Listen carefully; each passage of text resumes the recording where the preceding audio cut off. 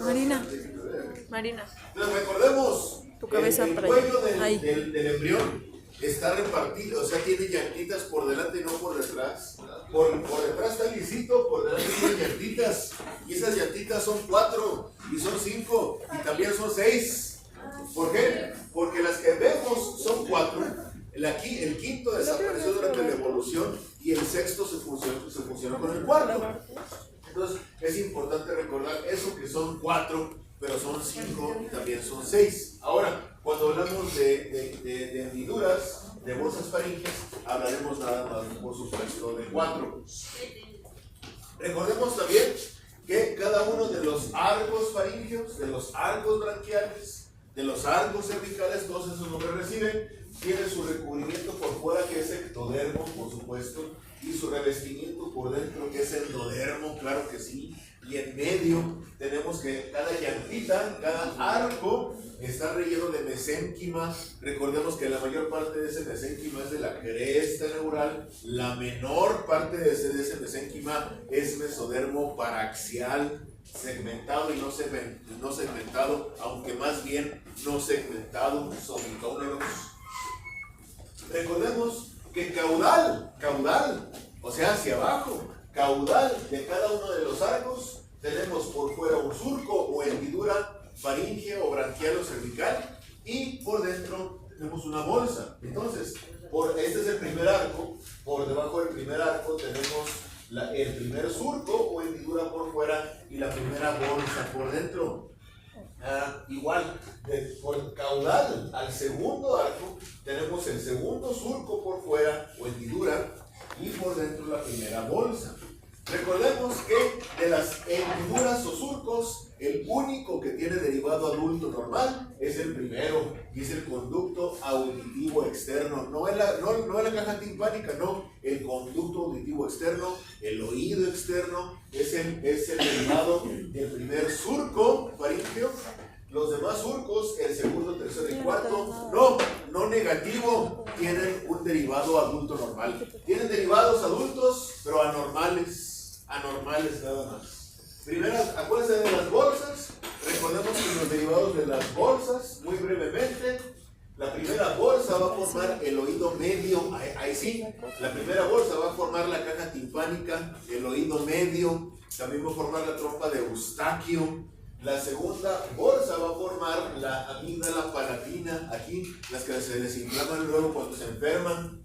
De la tercera bolsa, recordemos, paratiroides de abajo, la mayor parte del timo, ¿sí? Y de la cuarta bolsa, paratiroides de arriba, y el órgano último branquial, las células que se alojan finalmente en el tiroides para producir calcitonina. Recordemos que cada uno de los arcos tiene su propia arteria, tiene su propio cartílago, tiene su propio nervio, y cada arco tiene su grupo muscular del cual se deriva, o del cual de él y del que se deriva.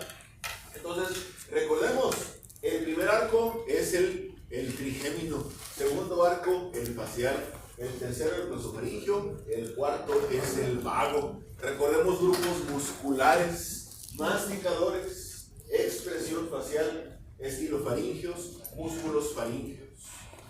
Entonces, y cartílagos, recordemos el cartílago de Meckel, es el cartílago del primer arco, el cartílago de Reichardt o Reichert, que es como se escribe, el cartílago del tercer arco, cartílago del cuarto arco, derivados de los cartílagos, martillo y yunque, estribo y apófisis estiloides del temporal, ligamento estiloideo, astas menores del ioides.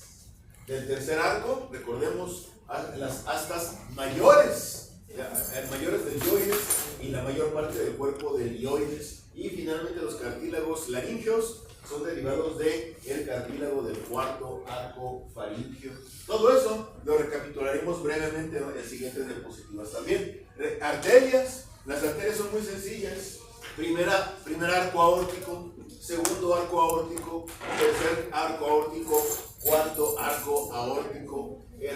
Ahora sí que recordemos cuando hablamos del corazón que el quinto arco aórtico no existe, y del sexto arco aórtico salen las arterias pulmonares, que aquí no tienen nada que ver, y el conducto conducto arterioso también, por supuesto. Entonces, aquí está desglosado, raza.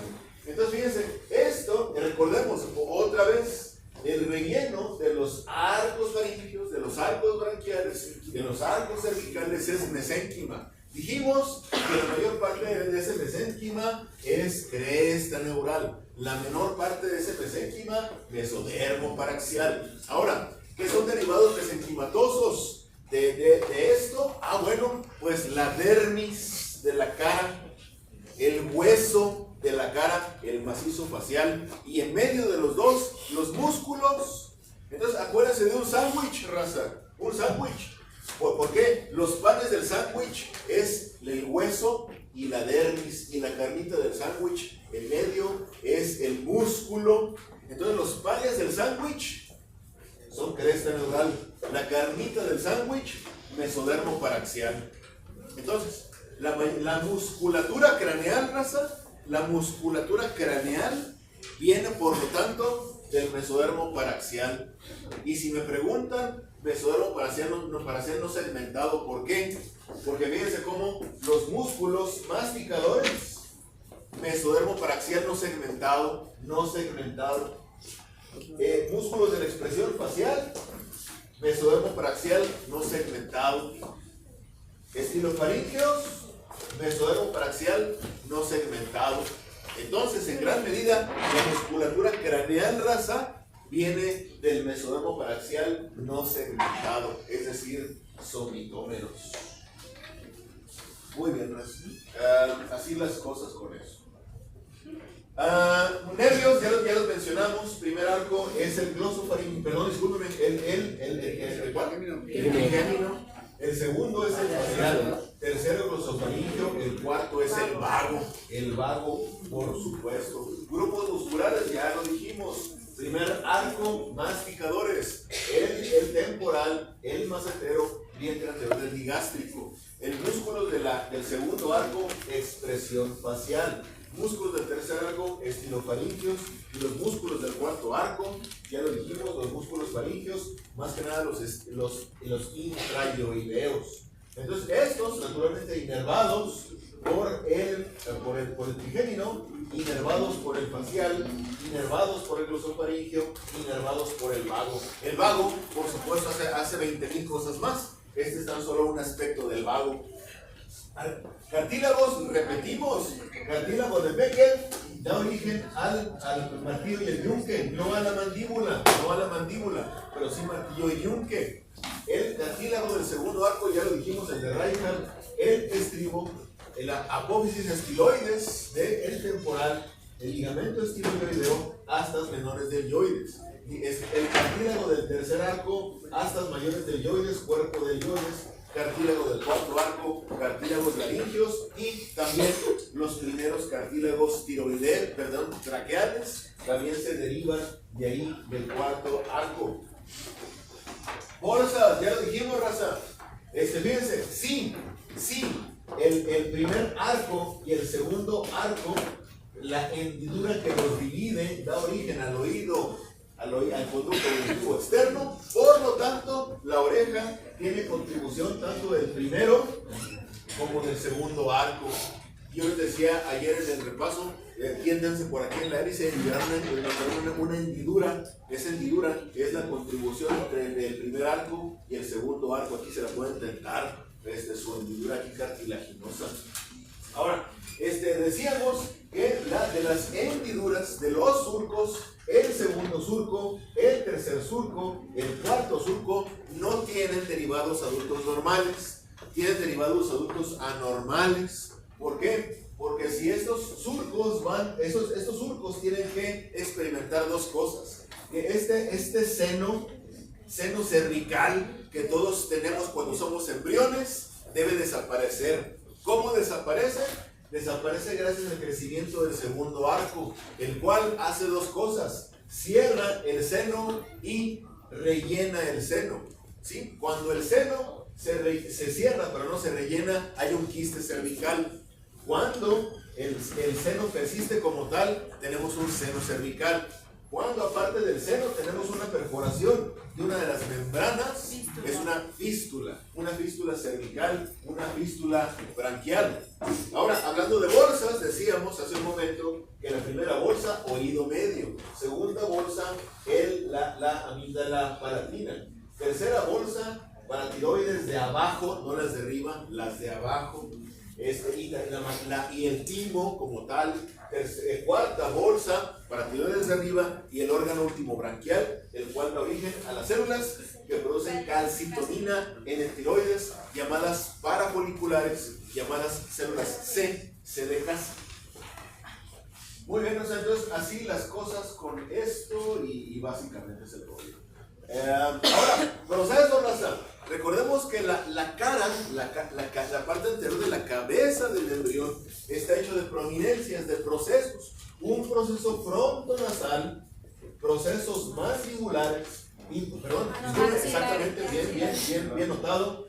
Procesos maxilares, procesos mandibulares. Los mandibulares se pegan entre sí, los maxilares lo hacen, pero mucho después, durante la formación del paladar. Recordemos que tanto los procesos maxilares como los mandibulares son derivados del primer arco. El primer arco, branquial, faríngeo, cervical, da origen tanto a los procesos maxilares como a los mandibulares. Recordemos que el estomodeo, la boca del embrión, que después se dividirá en fosas, que el paladar dividirá después en fosas nasales y en cavidad bucal, está delimitado cranealmente por el proceso frontonasal, caudalmente por la fusión de los mandibulares, y a los lados por los procesos maxilares.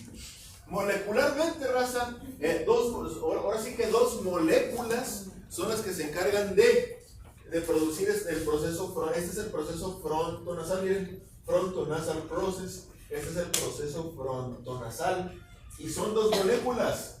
Nuestro viejo amigo Sonny Checo y FGF8, los que más que nada permiten la formación de esto. ¿Cómo funciona? Bueno, resulta que el prosencéfalo secreta ambas moléculas y el mesénquima que está aquí va a hacer que se abombe y que se forme el proceso frontonasal. Entonces el proceso frontonasal se forma gracias a esas dos moléculas, Sonny Hedgehog y FGF8.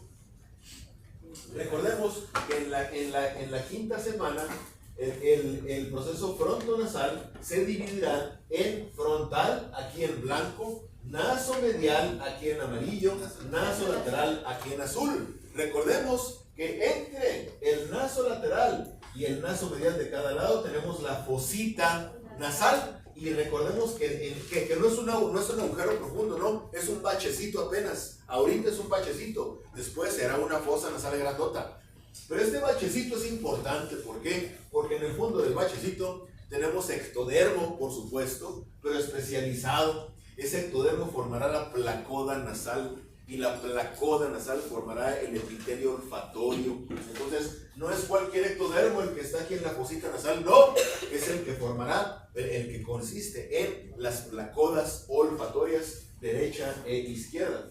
Pero, hablando ya de los procesos nasomediales y nasolaterales, recordemos que los nasomediales van a juntarse, en la línea media para producir algo llamado el segmento intermaxilar. Y que ese segmento intermaxilar es muy importante porque forma un montón de cosas. El segmento intermaxilar forma el dorso de la nariz, la punta de la nariz, la columela. ¿Qué es la columela?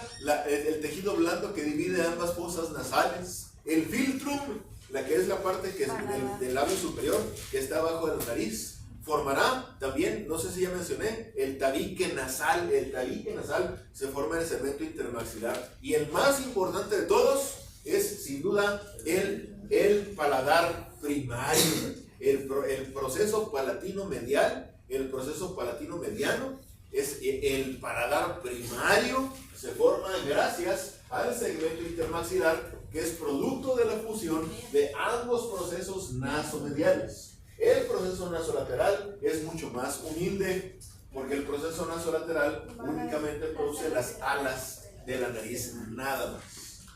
Así las cosas con eso. Muy bien, Rosa. Y eso ya lo discutimos.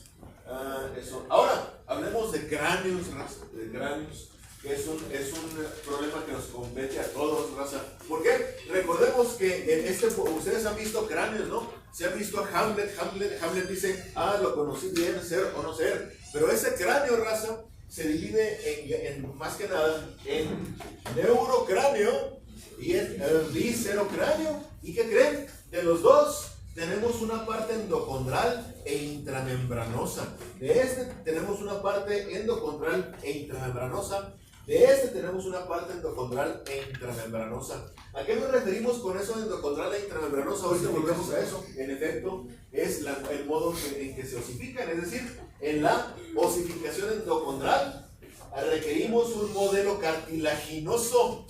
En la osificación intramembranosa, ¿lo vieron en histología? No, se requiere un modelo cartilaginoso. La matriz osteoide, salud, se deposita en el tejido conjuntivo sin necesidad de pasar de cartílago. Esto, raza, molecularmente tiene sus propios determinantes. Es decir, una célula mesenquimatosa, ya lo vimos, el mesénquima de la cresta neural, por ejemplo, puede dar origen tanto a cartílagos en la base del cráneo, por ejemplo, o bien a huesos de la bóveda craneana. Entonces, cuando una célula mesenquimatosa que quiere formar hueso, tiene dos opciones: osificación endocondral o intramembranosa. ¿Y qué moléculas deciden eso? SOX9 y en efecto, bien, SOX9 y RONX2. SOX9, raza, ya repasaremos su papel en el testículo. Ya veremos que en el testículo, la chamba principal de SRY, que es el gen que determina el sexo, el gen que determina la formación del testículo, SRY, su principal chamba es despertar a SOX9. Pero ese es el testículo. Aquí en el hueso, SOX9 es el camino que sigue la célula mesenquimatosa para llegar a osificación endocondral. Mientras que RONX2 es el camino que sigue para la osificación intramembranosa. Enfermedades, raza, lo que nos gusta, ¿sí o no? Somos morbosos, nos gusta la enfermedad. Entonces, fíjense, SOX9, esto les digo, no viene en el examen de verdad, pero simplemente es importante que lo sepan. SOX9, cuando está mutado, produce una enfermedad llamada displasia campomélica. ¿Saben qué tiene displasia campomélica? Malformaciones óseas y en varones, reversión sexual, se forma ovario. Es que ese se expresa para que SRY despierta SOX9 en el testículo. Entonces, si tienen un embrión varón que tiene mutación de SOX9, va a tener malformaciones óseas, pero nada más de los huesos endocondrales, y tendrá reversión sexual, formación de ovario en lugar de testículo. Qué bonito, ¿no? Bueno, y RONX2, ¿a qué le suena RONX2? Bueno, ¿qué enfermedad? Perdón. Displasia cleidocraneana, raza. Verán ustedes, fíjense, algo importante, la clavícula, ya lo veremos, osificación intramembranosa. Bóveda craneana, osificación intramembranosa. ¿Qué tiene el paciente con displasia cleidocraneana? El nombre lo dice, displasia cleidocraneana. Esto es analítico, raza. Es extremadamente lógico. Si ustedes son fans de Stranger Things, o ¿cómo se llama la serie? Uno de los actores tiene displasia cleidocraneana. Exactamente, puede aplaudir con los hombros el vato, sin ningún problema. Entonces, así, porque no tiene clavículas el vato. Entonces, yo descubrí una mutación nueva de esta enfermedad, por cierto. Entonces, ese es el camino, raza molecular, osificación endocondral, osificación intramembranosa. Pero ¿quiénes quieren los huesos, raza? ¿O no? ¿Quiénes quieren los precios? Aquí está, este monito vale oro, raza. A pesar de que está muy chiquito y muy sencillito. ¿Por qué? Los huesos en morado, osificación intramembranosa. Los huesos en azul, endocondral. Entonces, ¿qué huesos se osifican intramembranosamente? La bóveda del cráneo, la mandíbula, todo el macizo facial, todos los huesos de la cara, el macizo facial y las clavículas. Algo especial de las clavículas, ¿saben qué es? Las clavículas son el primer hueso que se osifica. Las clavículas son un hueso extremadamente raro. Miren, está rodeado, es el único hueso aquí por debajo del cuello que se osifica intramembranosamente, y es el primer hueso que se osifica en la clavícula. Y ¿saben de otra cosa bien rara de la clavícula? Se desarrolla de la cresta neural. Entonces la clavícula es un hueso bien extraño, bien extraño la clavícula. Valórenla, por favor. Entonces, la base del cráneo no, aquí no aparece bueno, aquí está, la base del cráneo es por supuesto endocondral. Entonces, vara de nuez, recapitulando, ¿qué huesos son intramembranosos? Bóveda del cráneo, o sea, parietal, frontal, escama del occipital, escama del temporal, macizo facial, mandíbula, malares, unguis, propios de nariz, maxilar superior, vómer, todos ellos son derivados, son osificación intramembranosa. Y por supuesto, nuestra amiga la clavícula también es osificación intramembranosa. Todo el resto de los huesos, todo el resto, osificación endocondral. No se les olvide. Muy bien, entonces ahora sí, hablemos de cráneos. Pues bueno, antes de pasar a los cráneos, que sí hablaremos de ellos, recordemos que ya hablamos de la osificación, pero ¿qué creen? La osificación no tiene relación alguna con el origen embriológico. ¿Por qué? Porque miren, aquí tenemos huesos que están en azul, son de la cresta neural. Ya hablamos del sándwich, ¿se acuerdan? Cresta neural hueso, cresta neural dermis y músculo mesodermo paraxial. Bueno, aquí este es el pan del sándwich, raza. La parte anterior del cráneo, el origen es cresta neural, sin importar la osificación. En el cráneo, la parte dorsal es mesodermo paraxial, sin importar la osificación. ¿Por qué? Todo esto es cresta neural, pero a pesar de ser cresta neural, esto es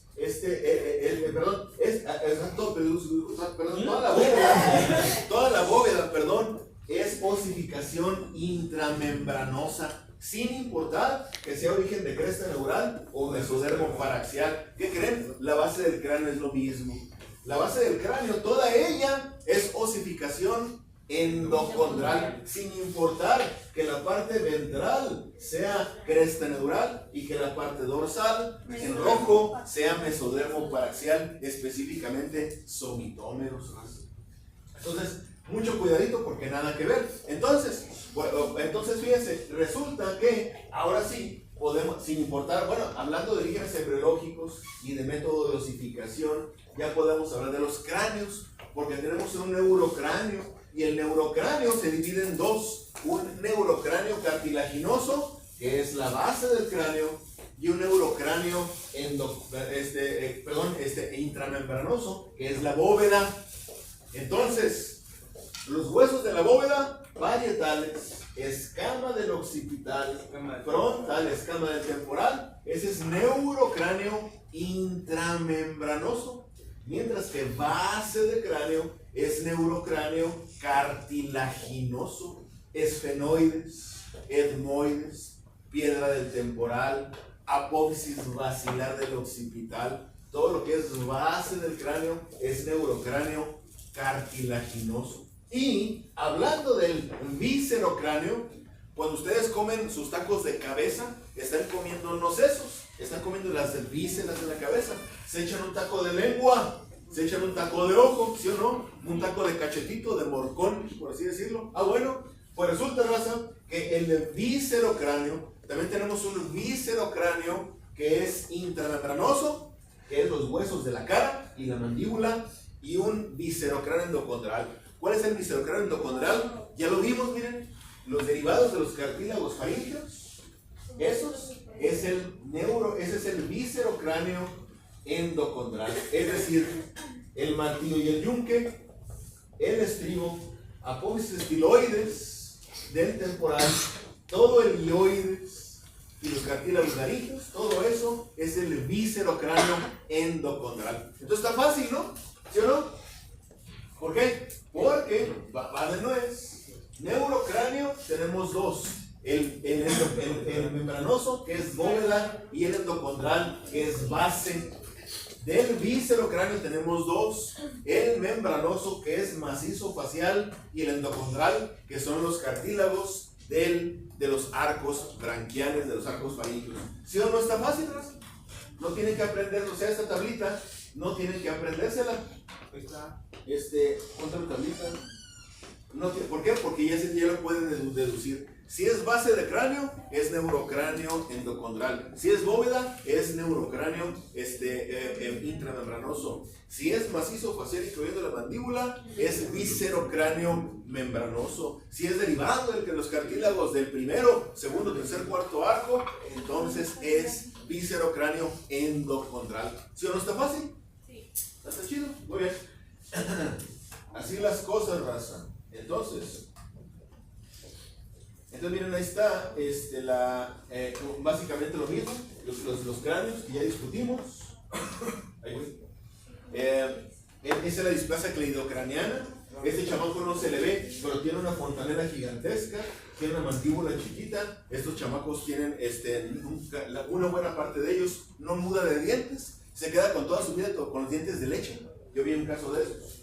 Y fíjense que la clavícula brilla por su ausencia. Displasia y mutación de RONX2. Entonces, SOX9 es el gen por excelencia de la osificación endocondral. RONX2 es el gen por excelencia de la osificación intramembranosa. Entonces, ustedes pueden, por lo tanto, deducir que la displasia cleidocraniana es una enfermedad de la osificación intramembranosa. Exactamente. Muy bien. Muy bien, ¿qué más tengo? Entonces, los cráneos, por supuesto, de upper, déjenme. A ver, paladar. Entonces, recordemos, raza, que el paladar es la pared, es el tabique que divide el estornudeo en fosas nasales, dos, izquierda y derecha, y la cavidad bucal, la boca, por supuesto. El paladar se empieza a formar en la quinta semana de gestación y tenemos, ustedes lo saben, un paladar primario y un paladar secundario. Ya dijimos hace unos minutos que el paladar primario es una contribución del segmento intermaxilar, que a su vez es producto de la fusión de ambos procesos nasomediales, ¿sí o no? Sí. Ah, bueno. Resulta que el paladar secundario, raza, lo forman los procesos palatinos laterales, exactamente, va de nuez. El paladar secundario, este es el primario que es uno solo, el proceso palatino anterior, el proceso palatino medial, el segmento intermaxilar, la premaxila, también le llaman. Mientras que el paladar secundario está formado, en efecto, por dos procesos palatinos laterales, derecho e izquierdo, que se derivan, ya lo dijeron bien, de los procesos maxilares, es decir, en pocas palabras. ¿Secundario, dijo? Exactamente. Fíjense, entonces, el paladar primario, raza, se forma por el segmento intermaxilar, producto de la fusión de ambos procesos nasomediales, mientras que el paladar secundario es el producto de la fusión de dos procesos palatinos laterales, izquierdo y derecho, que a su vez se derivan de los procesos maxilares. ¿Estamos bien? Sí. Ok, raza, entonces ahí está el rollo. A ver, el paladar, muy bonito el paladar.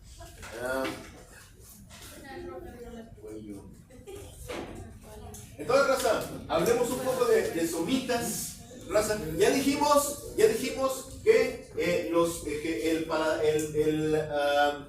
el mesodermo paraxial en la parte más craneal no se encuentra o no segmentado, dicen algunos, otros autores dicen parcialmente segmentado. Lo importante es que son los somitómeros, como lo mencionan los autores favoritos de los doctores que dan clase aquí, es mesodermo paraxial no segmentado, que son los somitómeros, mientras que es segmentado son los somitas. Ah, bueno, entonces, cuando hablamos de somitas y somitómeros, por supuesto, hablamos de mesodermo paraxial. Entonces, ese mesodermo paraxial, raza, tiene, por supuesto, sus particularidades, en el sentido de que primero es un pastelito sólido, Después se hace epitelial porque tiene una cavidad central llamada somitocele. Algún cele es un quiste, es algo lleno de líquido. Entonces el somita, que es inicialmente sólido, se vuelve un quiste epitelial. Y este quiste epitelial, así como ustedes están en formación y dicen médicos y se desincorporan, y bonito, el primero que se desincorpora es el esclerotomo. Por ejemplo, cuando ustedes están en la explanada, ¿quiénes son los primeros que dicen, si van, ¿quiénes son? Los de quinto, bueno, pues los de quinto son es el esclerotomo, porque estos se quedan aquí un rato y los de quinto dicen, ya me voy.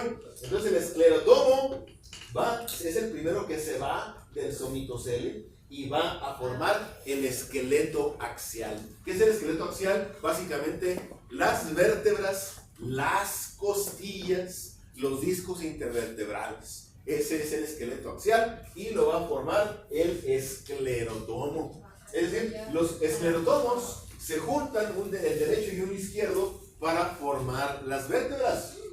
Entonces, tenemos un esclerotomo central, un esclerotomo lateral, un esclerotomo medial y un esclerotomo dorsal, cada uno formando partes distintas de las vértebras. Entonces, resulta, raza, que ahora verán, entonces las vértebras todas se parecen, pero todas son distintas, ¿sí o no? O sea, una persona experta, ustedes echan todas las vértebras, se van a Sinaloa a ver una fosa común, agarran una bolsa de vértebras, las reparten para allá, y hay expertos que dicen, no, esta es la cuarta cervical, órale, no, esta es la segunda lumbar, órale. Entonces, todas las vértebras se pueden todas distinguir unas de otras. Son distintas, se parecen, pero en fin. El asunto, raza, es que ¿qué genes determinan cómo se forman las vértebras? Nuestros viejos amigos, los Hoxes. La expresión de los genes Hox, es decir, todos se expresan digamos en la extensión, pero estos se van dejando de expresar caudalmente a medida que avanza la numeración, de modo que son los genes Hoxes los que determinan la formación de cada una de las vértebras y las características que las distinguen. Ahora, si dijimos que los primeros que se van, órale, sí, son los de quinto, los que se quedan forman el dermatomiotomo. ¿Por qué? El dermatomiotomo forma dermis y forma músculos. ¿Qué músculos? Bueno, aquí está, raza.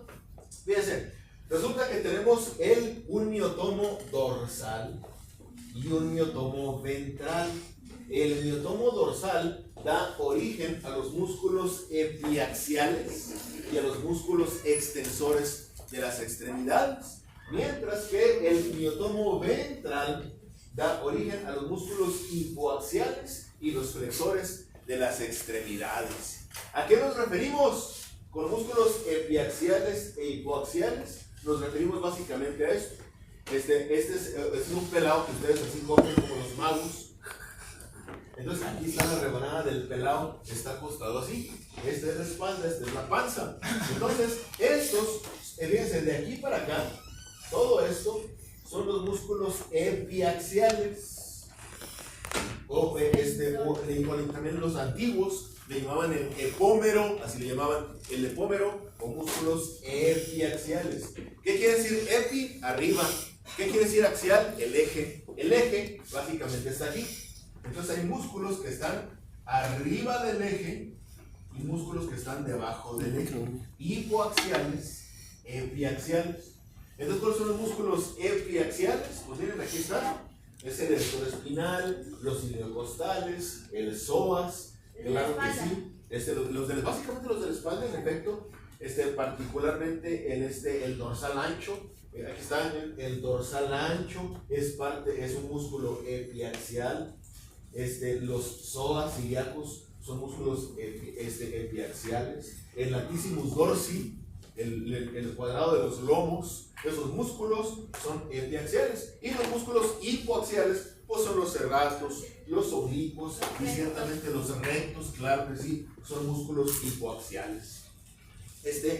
Con la doctora Dolores me parece que hablaron de los músculos esa anormalidad de ciruela pasa. Habló de ciruela pasa. Bueno, les comento que la anomalía de ciruela pasa es específicamente una anomalía de los músculos Hipoaxiales. hipoaxiales. En efecto, hipoaxiales. Así las cosas con eso, raza. Ahora, sí, las vértebras, fíjense, las vértebras se forman, no es que una somita de una vértebra, no, más bien cada vértebra se forma de la mitad caudal de un somita y la mitad craneal del otro. Y eso ustedes dirán, ¿y eso por qué? ¿Pero qué necesidad? ¿Para qué tanto problema? ¿No? Resulta, raza, es que fíjense, aquí está la contribución de un somita, contribución de otro somita y contribución de otro somita. Si cada somita formara si cada somita formara una vértebra, la contracción de este músculo nomás nos haría así, pero no nos permitiría hacer esto. O sea, el hecho de que podamos hacer esto significa que este músculo se conecta con dos vértebras para que pueda haber este movimiento. Si cada músculo se conectara con una vértebra, pues no habría movimiento, nomás nos encogeríamos nada más, ¿no? Entonces, para que esto ocurra, raza, para que digamos la evolución no es tonta, la evolución es inteligente, y para que podamos hacer esto, lo que hizo la evolución es dijo, voy a hacer una vértebra de mitad de un somita y la mitad del otro para que podamos hacer esto. ¿Qué sucede? Sucede que aquí está la médula espinal. Ustedes saben que los músculos esqueléticos son voluntarios y por lo tanto los axones motores tienen que perforar a la somita para llegar al músculo. Los axones perforan a la somita para llegar al músculo, perforan la somita para llegar al músculo. Y esa es la razón de que fíjense cómo el axón corta en dos al somita, de modo que una vértebra se forma de una mitad de un somita y la mitad del otro. Una vértebra se forma de la mitad de un somita y la mitad del otro. ¿Por qué? Gracias a los axones que cortaron el somita en dos. ¿Para qué? Para que podamos hacer esto, si no, no podríamos hacerlo. Es muy lógico, ¿no? ¿Por eso? ¿O no? ¿Están dormidos? ¿Están despiertos? No, muy bien. Entonces, ahorita hablaremos del esternón un poquito, pero antes hablaremos de que este monito también vale oro, raza. Este monito vale oro también. Porque este monito, raza, ¿qué monito? Miren, este monito, la parte amarilla es cresta neural, la parte azul mesodermo paraxial, básicamente esclerotomos. Y la parte rojita es mesodermo lateral, específicamente la hoja somática del mesodermo. Exactamente, claro que sí. Entonces, miren, aún aquí no está, perdón. Pero entonces, placa somática, mesodermo lateral. Placa somática, mesodermo lateral, el esternón también esto. La cresta neural, ya lo dijimos, la parte ventral del cráneo. No solamente la bóveda, no solamente el macizo facial, sino también la mitad ventral de la base del cráneo también es de origen de la cresta neural. Y lo que está en azul, el esqueleto axial, es producto de los somitas, mesodermo paraxial, es decir, esclerotomo. Costillas y vértebras. El esternón es especie. Bueno, fíjense aquí, no hagan caso a simplemente esto. ¿Por qué? Porque como no es que la clavícula derecha sea el mesodermo lateral y de izquierda sea cresta neural, no. Este diagrama es de cuando no estábamos seguros, ahora ya estamos seguros. Las clavículas son de la cresta neural. Muy bien, entonces así las cosas. Ahora, el esternón es especial, miren, porque el esternón comparte origen con el esqueleto apendicular. ¿Por qué? Porque su origen es también mesodermo lateral, placa somática del mesodermo lateral. Músculo, raza. ¿Verdad? Entonces acuérdense ustedes que hay dos tipos de músculo, o si me apuran hay tres tipos de músculo. Entonces, básicamente reconocemos el músculo cardíaco, el músculo esquelético y el músculo liso, por supuesto. Entonces el músculo cardíaco tiene características muy particulares, ¿verdad? Ustedes ya repasaremos que el corazón es el único órgano que tiene que funcionar durante toda su formación. Es decir, el corazón todavía no se acaba de formar y ya está chambeando el pobrecito. Trabajo infantil, si ustedes me preguntan. Entonces, por supuesto, de ese modo, el músculo cardíaco tiene la particularidad de que se está dividiendo mientras se contrae. Experimenta mitosis. mientras está funcionando. Es una característica que no negativo, tiene el músculo esquelético, el músculo estriado convencional. ¿Por qué? El músculo, para que funcione, el músculo estriado convencional, el músculo esquelético, tiene que ya haber experimentado diferenciación. Entonces, es una característica muy importante. En la mitosis ocurre simultáneamente con la contracción durante la formación del músculo cardíaco. Muy bien, Rosa. Entonces, molecularmente ustedes saben, ya en histología, probablemente en bioquímica, vieron cómo es la estructura de las miofibrillas. Acuérdense que las miofibrillas tienen actina, tienen miosina, tienen tropomiosina, tienen troponina, tienen titina y otras centenar de proteínas menos importantes o menos conocidas. La distrofina, ciertamente. Entonces, la diferenciación ocurre así, miren, y esta no sé por qué está tan mocha, pero en fin, verán ustedes, aquí tenemos los progenitores biogénicos y finalmente el músculo como tal ya formado. Por supuesto, tiene que haber mioblastos que se fusionan para hacer en fila india para formar miotubos. Entonces todo esto, por supuesto, corresponde a factores de transcripción. El MIO-D es el factor de transcripción muscular por excelencia. Yo en algún momento metía MIO-D en fibroblastos, raza, para hacer los músculos, así se diferenciaba el músculo. Entonces MIO-D es el factor de transcripción que es el muscular por excelencia, el que permite la diferenciación de casi lo que sea mesodérmico, lo que sea mesenquimatoso. Si le metemos MIO-D, lo hacemos músculo. Y por supuesto, factor de transcripción del músculo. Exactamente, es el que cualquier célula mesenquimatosa que expresa MIO-D se volverá músculo. Ese es un factor de transcripción que permite eso. Ahora, una vez que ocurrió ya la diferenciación del músculo, por supuesto ya empieza la síntesis de las proteínas sarcoméricas que ya mencionamos y todo eso.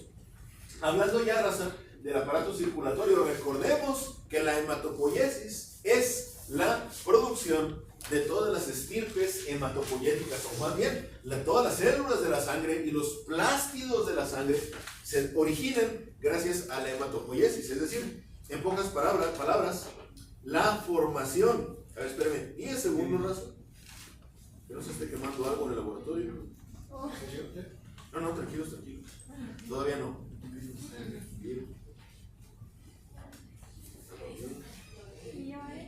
MIO-D, de dedo.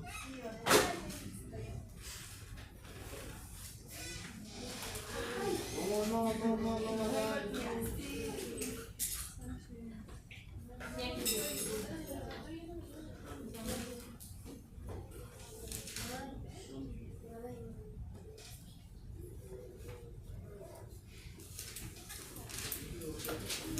Pues entonces, entonces la hematopoiesis, entonces recuerden que hay una hematopoiesis extraembrionaria y una intraembrionaria. La primera hematopoiesis, por supuesto, es la extra, y esa extra sucede en el saco vitelino, específicamente los islotes sanguíneos del saco vitelino. Recordemos que de ahí la hematopoiesis pasa en el día 28 más o menos al órgano AGM.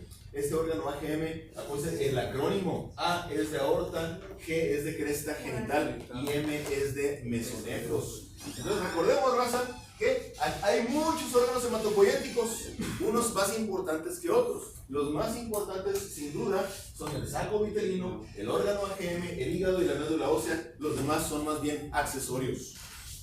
Recordemos que en el día 28 es cuando se origina la intraembrionaria en el órgano AGM, que más o menos a la semana 5 y 6 empieza la hematopoiesis a establecerse en el hígado embrionario y después fetal, y es hasta ya muy avanzada la gestación, en el 6º mes, cuando la hematopoiesis pasa del hígado hacia la médula ósea, y que es el cortisol fetal, la hormona esteroidea que va a facilitar la transición de la hematopoiesis hepática a la hematopoiesis mieloide, que es la de la médula ósea.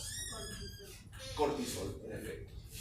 Ahora, cuando hablamos ya de los diferentes, ahora verán ustedes, esto no hace alusión a toda la hematopoiesis, solamente hace alusión a la eritropoiesis, que es la producción de eritrocitos. Entonces, recordemos que todas las células sanguíneas se forman de esta célula pluripotencial, que esta da origen a una estirpe mieloide y linfoide. Que el eritropoiesis forma parte de la estirpe mieloide. ¿Y qué? Es la interleucina 3, producida por los macrófagos de la médula ósea, lo que hace que prolifere esta unidad formadora de colonias S. La CFUS, la interleucina 3, producida por los macrófagos de la médula ósea, es la que estimula a la formación de esta CFUS, unidad formadora de colonias S. La S es de spleen, de vaso. Ahora, resulta, raza, que esta hormona llamada BPA, que es la hormona promotora de la actividad de los brotes, esta hormona hace que proliferen esta unidad formadora de colonias de estallidos eritroides, así se llama, unidad formadora de colonias de estallidos eritroides. La BPA, producida también por el estroma de la médula ósea, va a estimular esta célula. Luego, la eritropoyetina, raza, eritropoyetina, que es inicialmente producida por el hígado y después por el riñón. En el hígado, en la vida embrionaria es por el hígado, en la etapa fetal y en la etapa adulta es el riñón, que el órgano mesangial específicamente, el que produce la eritropoyetina. ¿A quién estimula esa eritropoyetina? A la unidad formadora de colonias eritroides.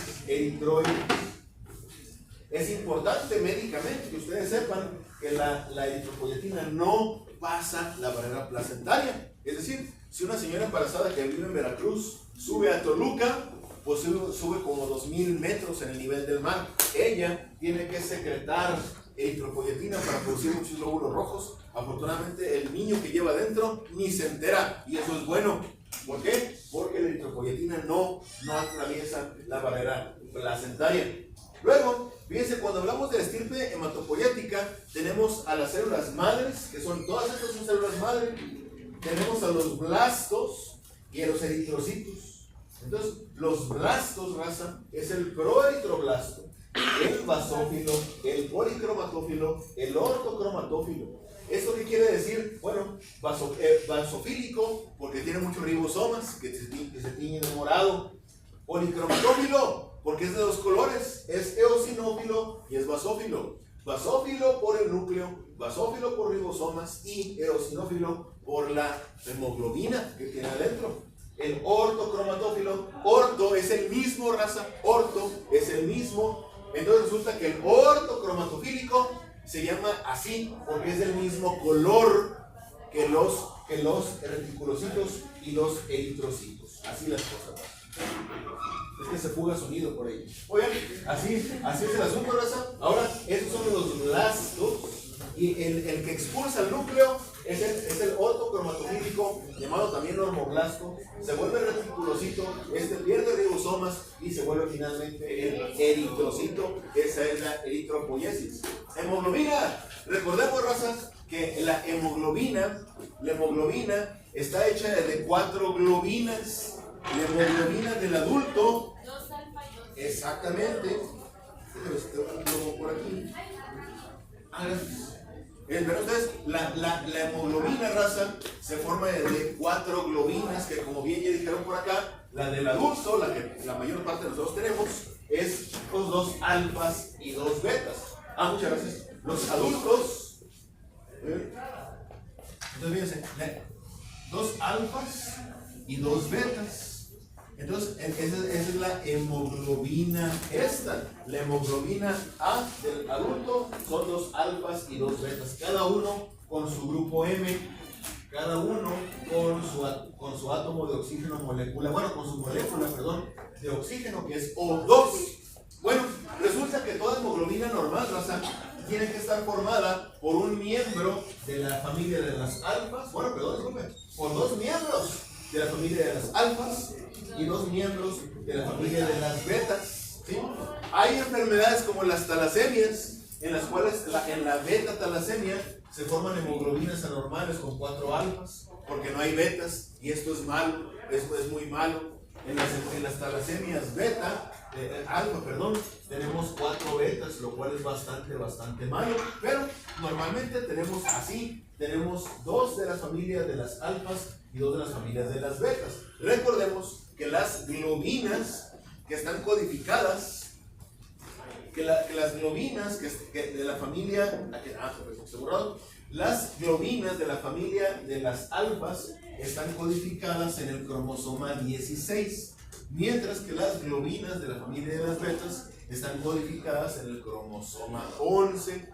Recordemos que estas se van a expresar en la vida embrionaria y fetal en esta dirección, en el cromosoma 11, y en esta dirección, en el cromosoma 16. De modo que la primera hemoglobina del embrión es la primera de estas y es la primera de estas, que es la hemoglobina Gower 1. Entonces la hemoglobina Gower 1 se forma por 2 epsilon y por 2 zeta. 2 hemoglobinas epsilon, 2 hemoglobinas zeta forman la hemoglobina Gower 1, que es la primera que jamás experimenta el embrión. ¿Primera jamás? Bueno, perdón, es una frase que usamos los viejitos, perdón. Es la primera que se produce en el embrión. ¿Sí? Entonces, así es el asunto, NASA. Entonces, la primera que se produce en el embrión es la Gower 1, que son 2 epsilon de la familia de las beta y 2 zeta de la familia de las alfa. Luego, la cosa va caminando así.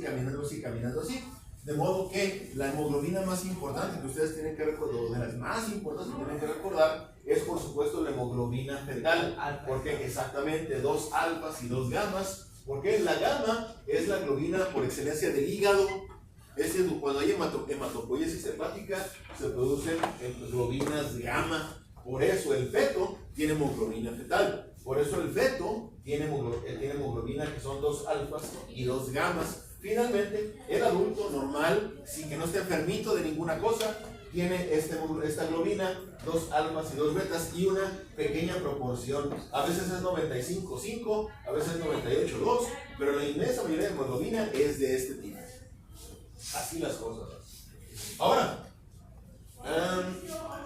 esto ya lo aprendimos. Ahora fíjense, formación de vasos. Pasamos a la formación de vasos, raza. Lo más importante que tienen que recordar, pues más que nada en el contexto del cáncer, porque en el cáncer estos fenómenos son muy importantes. Resulta que hay 2 procesos para formación de vasos sanguíneos. Uno, que es la vasculogénesis. Exactamente, la angiogénesis. La vasculogénesis es la formación de vasos de estructuras que no eran vasos. Mesénquima indiferenciado.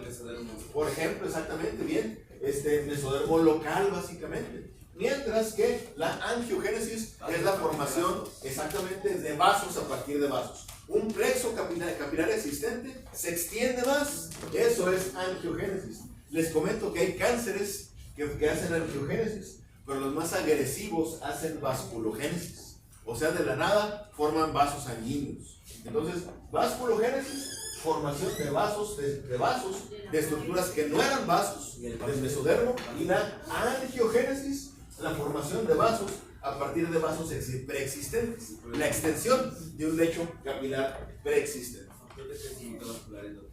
Exactamente, del 1 al 4, sus ligandos y sus diferentes receptores. Entonces, así las cosas con esto, raza. Recordemos que el embrión tiene muchas aortas, raza. Recordemos que el embrión tiene 2 aortas.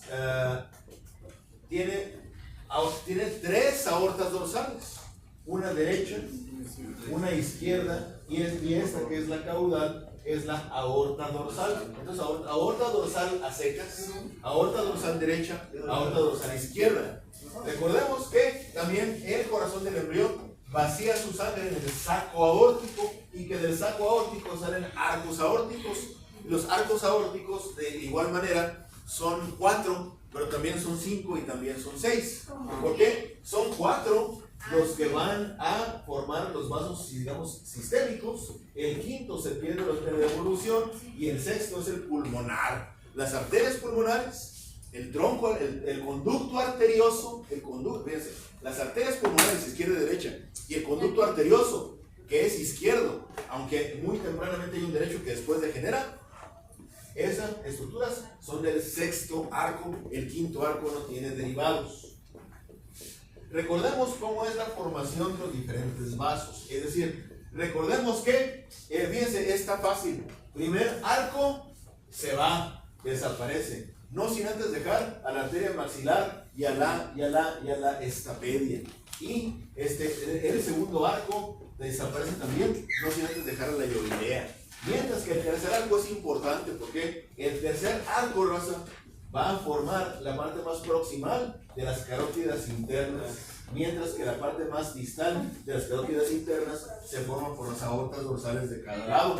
Luego, los cuartos arcos son los más importantes, porque el cuarto arco aórtico izquierdo va a formar el callado de la aorta, mientras que el cuarto del lado derecho, la parte proximal de la subclavia. Acuérdense, cuando hablamos de subclavias, la derecha es complicada, la izquierda es bien fácil. Entonces, fíjense, porque la subclavia derecha es una historia, es una telenovela. Primero es cuarto arco aórtico derecho, perdón. Dije izquierdo, bueno, va de nuez. La derecha es la complicada, la izquierda es la sencilla. La derecha es una telenovela, ¿por qué? La subclavia derecha, primero es cuarto arco aórtico derecho, luego es la aorta dorsal y luego la séptima intersegmentaria.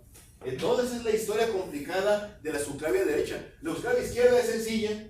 Solo la séptima. Solo séptima intersegmentaria. Entonces, mucho cuidadito porque la séptima intersegmentaria forma subclavias de ambos lados. Pero del lado izquierdo solamente es la séptima intersegmentaria. Del lado derecho es el final de una historia muy complicada, ¿sí? Que pasa por el cuarto arco aórtico derecho, la aorta dorsal derecha y la séptima intersegmentaria. Toda esta es la subclavia derecha. Mientras que la izquierda es muy sencilla. La subclavia izquierda sale de la séptima intersegmentaria y se acabó. La otra dorsal derecha y termina en qué? Entonces, cuarto arco aórtico derecho, y luego aorta dorsal derecho y luego séptima intersegmentaria derecha. Esa es la historia complicada y triste de la subclavia derecha, mientras que la izquierda pues es muy sencilla, nomás pum. Es la subclavia, es la séptima intersegmentaria y se acabó. El cuarto aórtico izquierdo es importante porque de él se sale el callado de la aorta. El sexto arco aórtico es importante porque de él se forman las arterias pulmonares y, importantemente, el conducto arterioso. Conducto arterioso y pulmonares derivados del sexto arco aórtico. Muy bien, raza, muy bien, muy bien, muy bien. Eso. ¡Despierten!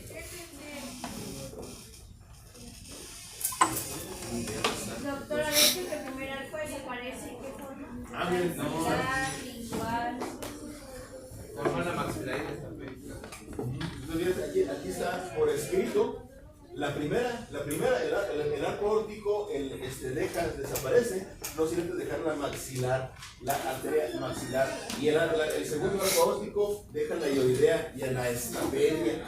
Eso es lo que dejan el primero, o sea, esto desaparece, pero dejan la maxilar, el primero, y el segundo, las ioidea y la estapedia. ¿Y el tercero? El tercero, pues la parte proximal de las subclavias. Perdón, de las carótidas internas, y recordemos que en el polígono de Willis, cómo sube la carótida interna y va a formar las comunicantes y todo eso. Recordemos el polígono de Willis, cómo se forma gracias a las carótidas internas. El cuarto arco aórtico, ya lo dijimos, el cuarto arco aórtico, el de la izquierda, el callado, y el de la derecha, parte proximal de la subclavia derecha. La subclavia derecha también es la aorta dorsal y la séptima intersegmentaria, mientras que la séptima intersegmentaria es nada más del lado izquierdo, es la única que forma la subclavia izquierda. Así las cosas, raza. Muy bien. Entonces, arterias segmentarias. Fíjense, recordemos cómo es la formación de las venas del embrión. Recordemos que al corazón embrionario, raza, llegan las vitelinas, las umbilicales, las cardinales comunes, y las que son las cardinales comunes se alimentan de cardinal anterior, cardinal posterior. Entonces, al seno venoso del corazón embrionario llegan las cardinales comunes, que se forman por la unión de cardinales posteriores, cardinales anteriores. Luego tenemos a las umbilicales y tenemos a las vitelinas. Entonces, recordemos que este arreglo que es simétrico, después se vuelve asimétrico. ¿Por qué? Recordemos cómo esto se lleva a cabo. Fíjense, si ven el embrión del perfil es exactamente lo mismo, porque tenemos primero las vitelinas que vienen del saco vitelino, las umbilicales que vienen del cordón umbilical y las cardinales posteriores que vienen de la parte caudal del cuerpo. Entonces, misma configuración.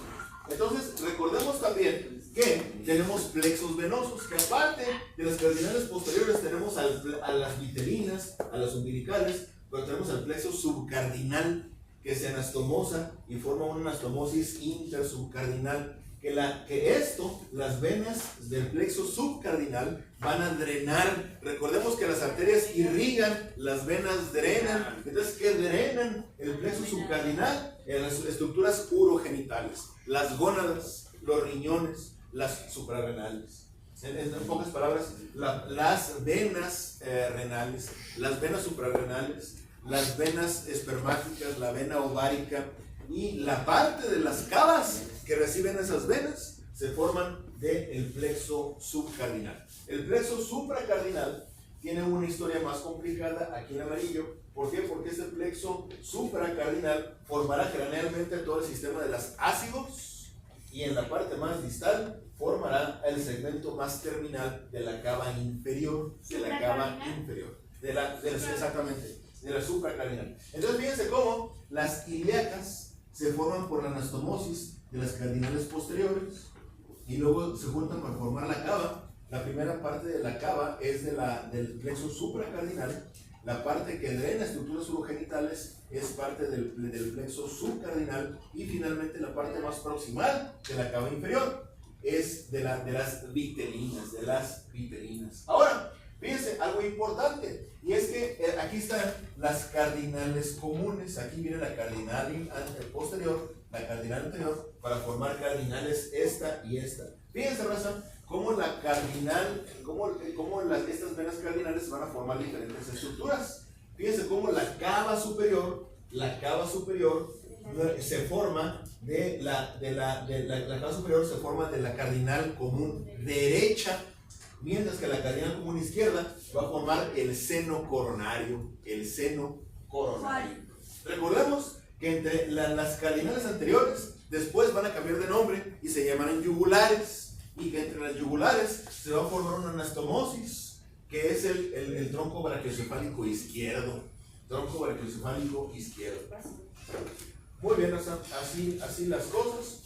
Recordemos que las venas intestinales, las que drenan intestino, la esplénica, mesentérica superior, mesentérica inferior, se van a juntar en la porta para llegar al hígado. Bueno, resulta que la esplénica, mesentérica superior, inferior y la porta son derivados del plexo, de las vitelinas también, de las vitelinas.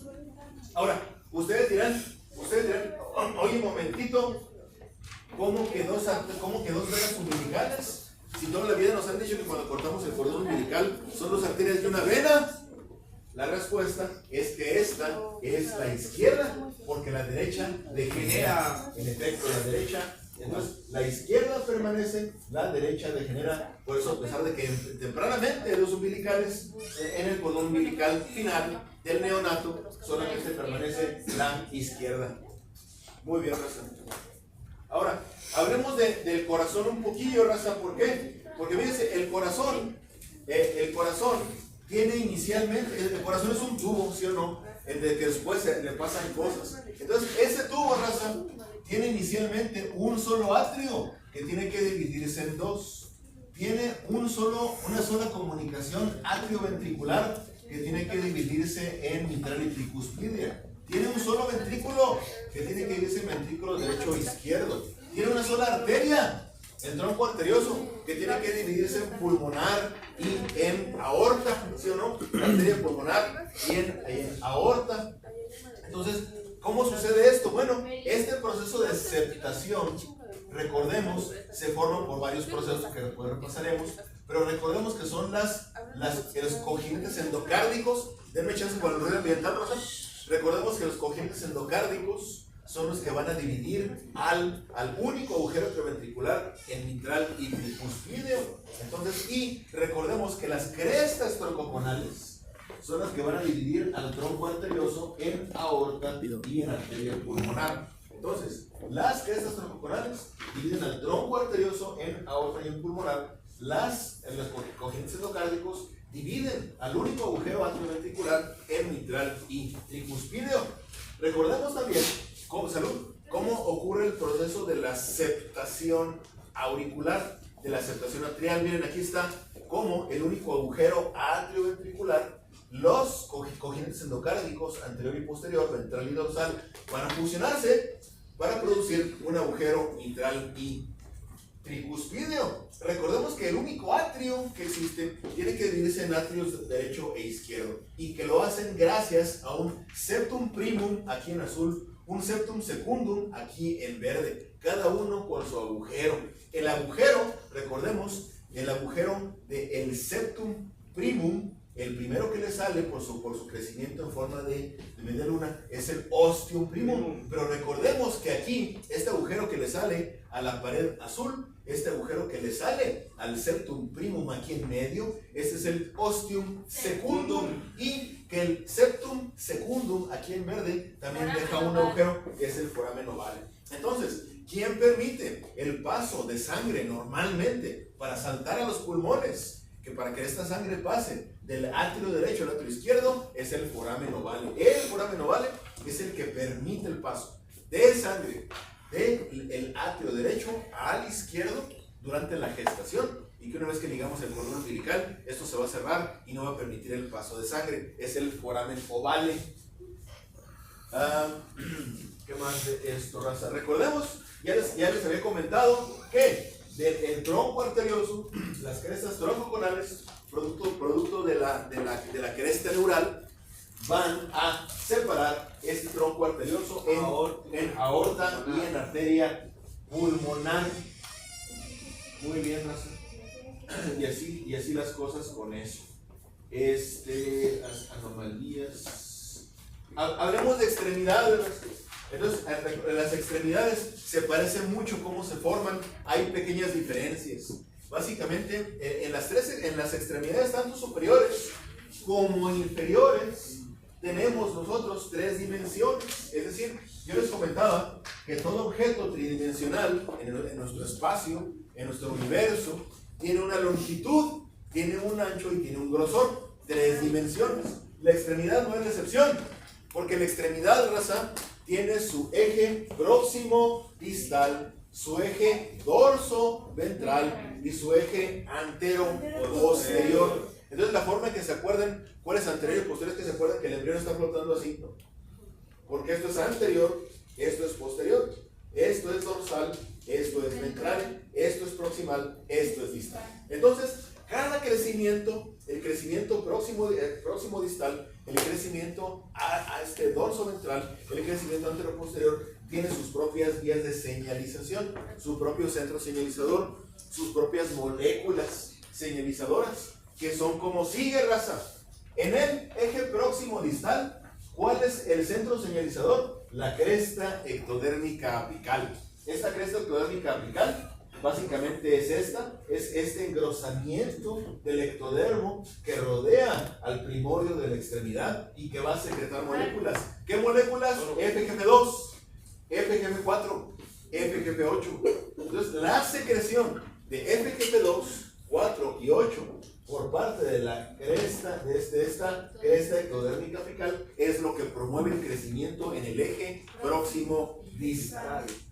Ahora, ¿qué otro eje hay? El eje dorso ventral. Entonces, ¿cuáles son los centros señalizadores? El ectodermo de la parte dorsal, del primorio de la extremidad, de la parte ventral. ¿Qué secreta cada uno? Bueno, pues fíjense que el ectodermo dorsal expresa Wnt7a, que va a secretarse y va a hacer que este mesénquima se diferencie en los músculos, en los ligamentos, en los huesos de la parte dorsal de la extremidad. Mientras, fíjense cómo engrailed es la molécula que secreta el ectodermo ventral para de nuevo favorecer la diferenciación de este mesodermo en estructuras ventrales.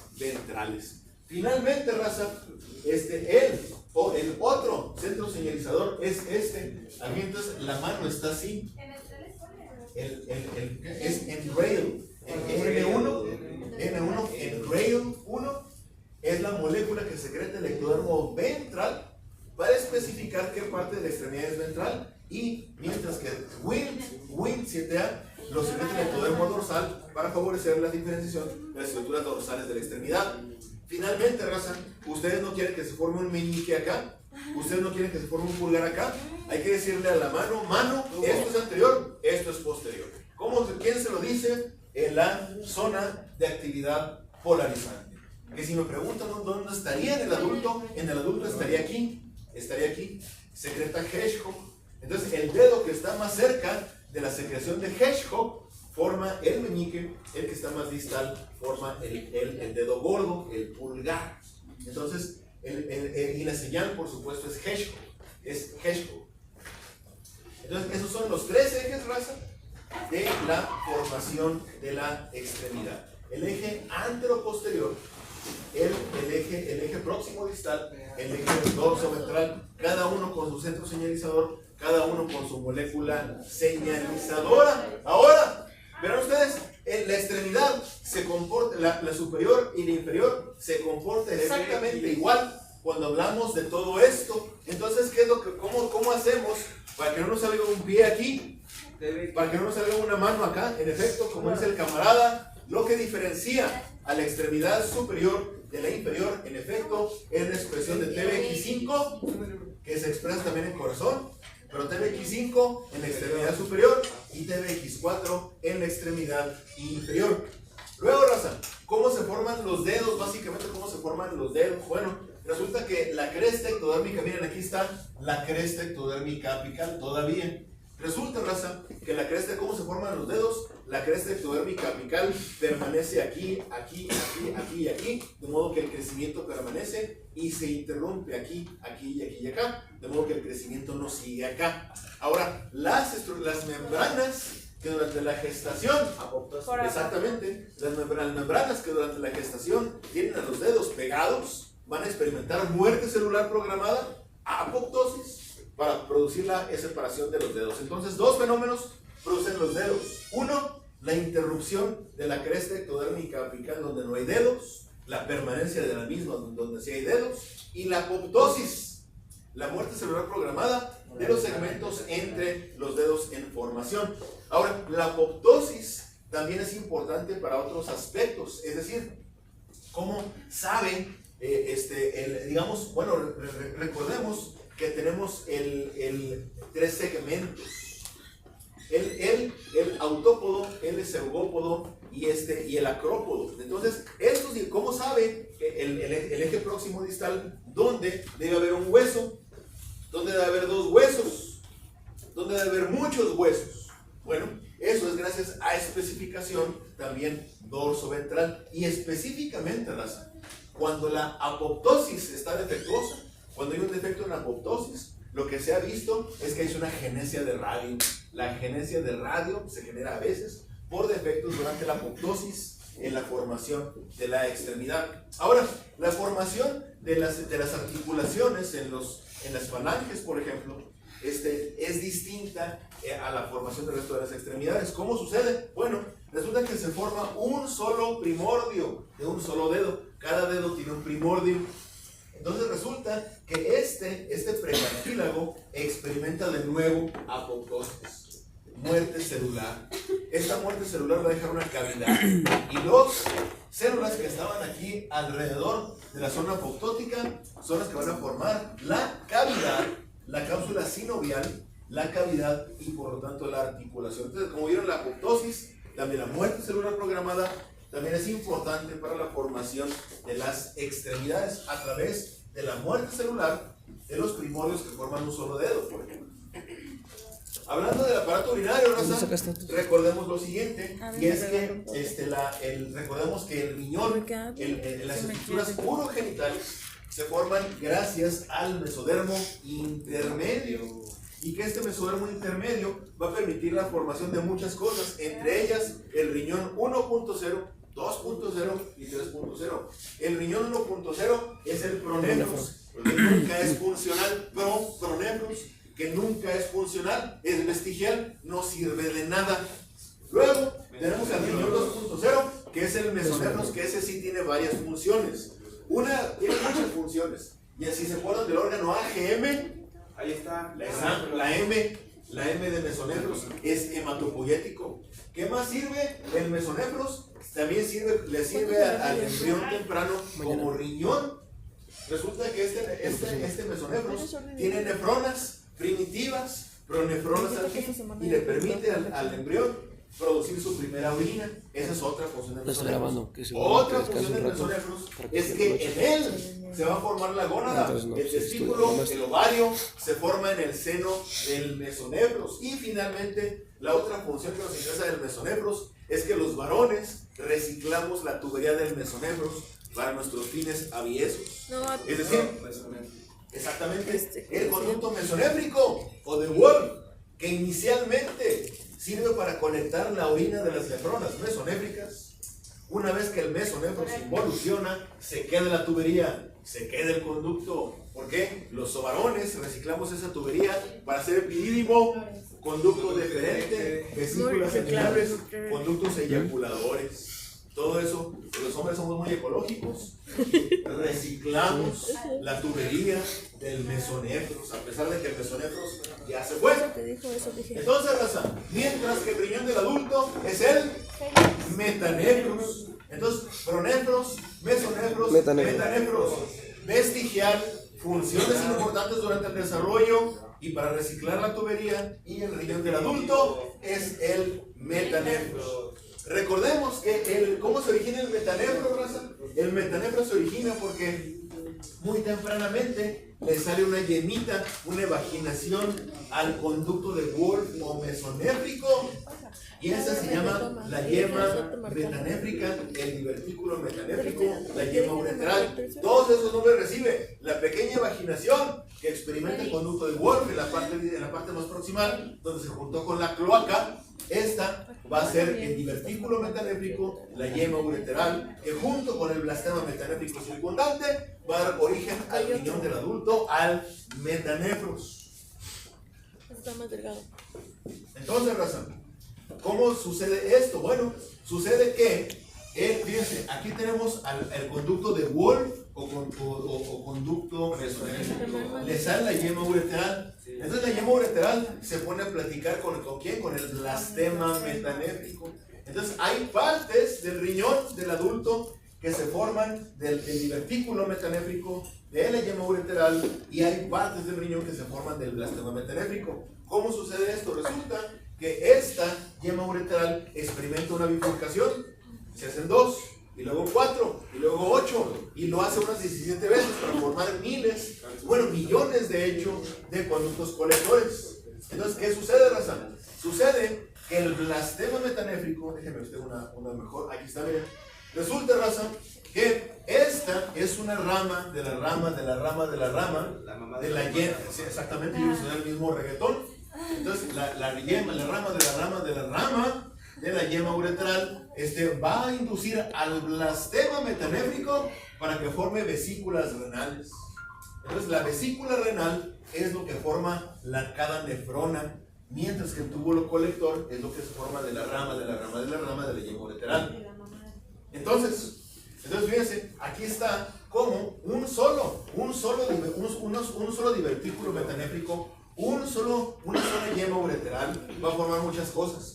Va a formar todo el uretero, va a formar la pelvis renal, los cálices mayores, cálices menores y los túbulos colectores.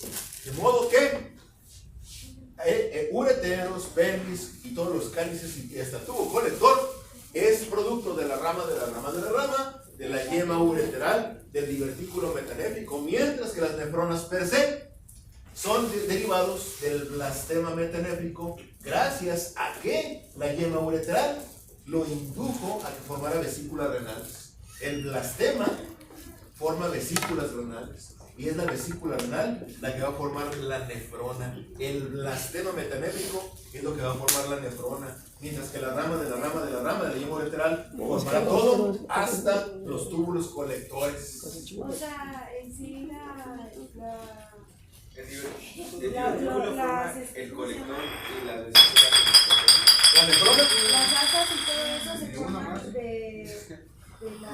las vesículas renales. Es decir, entonces, recordemos que la yema uretral se ramifica muchísimas veces, muchas veces. Eso es la rama de la yema uretral. ¿Sí? Entonces, cada ramita, cada extremo de la yema uretral va a inducir al blastema metanéfrico circundante a que formen vesículas renales. Esas vesículas renales van a formar la nefrona. Mientras que uretero, pelvises, cálices y tubo colector se forman de la rama de la yema uretral. ¿Sí? Entonces, o sea, nacen del blastema. O sea, no nacen exactamente. derivado. Es correcto, eso se llama